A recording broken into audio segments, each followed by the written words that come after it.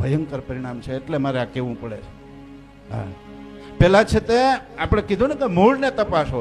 પેલા વર વધુ બે પરણી અને પછી વડીલોને પગે લાગતા, એટલે એને ખબર પડતી કે અમારા વડીલો આવા છે, એના વડીલોમાં સંસ્કાર આવા છે.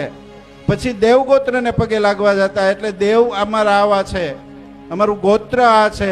અને પછી શૂરવીરને પગે લાગવા જતા, એટલે એને ખબર પડતી કે અમારા કુટુંબમાં આવા શૂરવીર થઈ ગયા છે, ધર્મ માટે ખપી ગયા છે, બેન દીકરીની ઇજ્જત માટે ખપી ગયા છે, ગાયો માટે ખપી ગયા છે. એટલે આ કુળનું લોહી અમે છીએ, અમે આ કુળનું લોહી છે. અને આ દીકરી જે પરણીને આવી હોય ને, એને ખબર પડે કે હું આ કુળમાં પરણીને આવી છું, આવું લોહી જેનું છે ને એના કુળમાં પરણીને આવી છું. એટલે મારે આમ તેમ નહીં હલાય, મારાથી આમ તેમ નહીં હલાય, જેમ તેમ નહીં ચાલી શકું.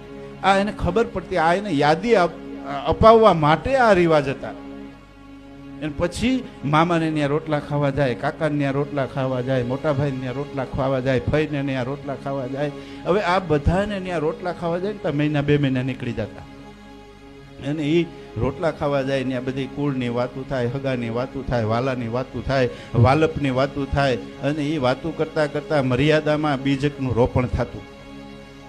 એ મર્યાદામાં બીજનું રોપણ થતું, બાળકનું મૂળ બંધાતું. એટલે એ બાળક મર્યાદા વાળા થતા. અને આ